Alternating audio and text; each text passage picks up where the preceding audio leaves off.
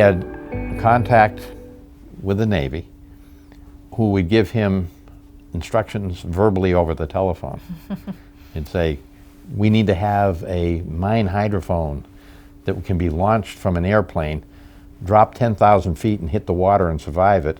But what's so significant about that, it was all verbal, it was all in the moment.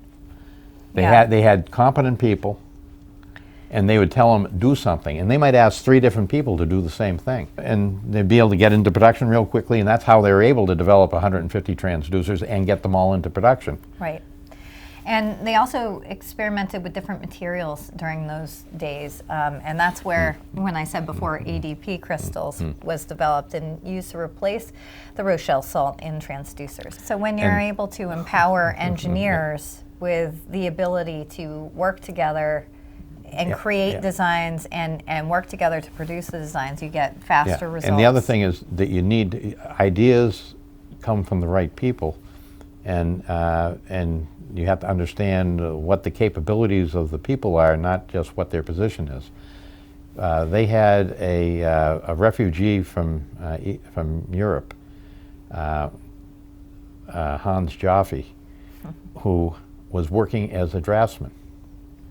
He happened to be a crystallographer when he was in Europe. And he went out to lunch with him one day and said, hey, Hans, you're a crystallographer. This Rochelle salt stuff is lousy. And Hans thought a little bit and did a little bit of sketching. And he said, well, yeah, what you need is ammonium dihydrogen phosphate, which is ADP. And my fellow said, what's that? And he said, well, basically it's fertilizer. But you can grow crystals out of it. And he showed him the properties that we do. He said, my God, that's wonderful. So he went out and he bought some fish tanks, and in the lab he just started growing the crystal.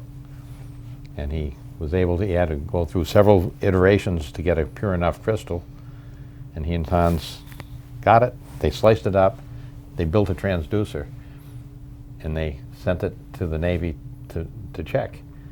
And it was the best thing the Navy had ever seen. Overnight, everything switched over to ADP for the rest of the war.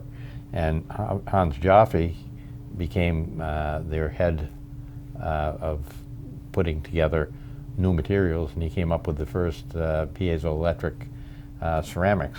Which became the next best thing. And that's still a standard today. The standard that's being done today for most of the transducers. You know, it's interesting growing up in a family company like this, where, you know, I have these childhood memories of these stories, and then hearing them again today on all these different levels and how they apply.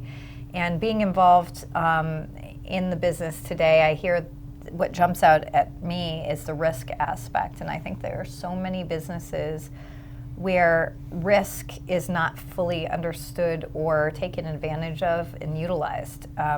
High risk is only high risk if it's outside of your core capabilities and your area of expertise.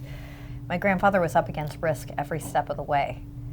And the only risks he really pushed to go forward with were those that he understood and could prove out.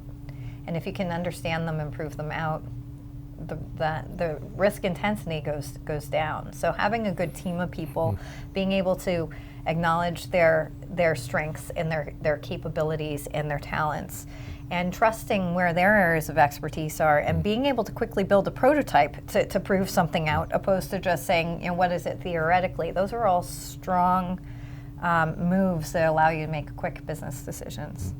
And their biggest risk of all is doing nothing.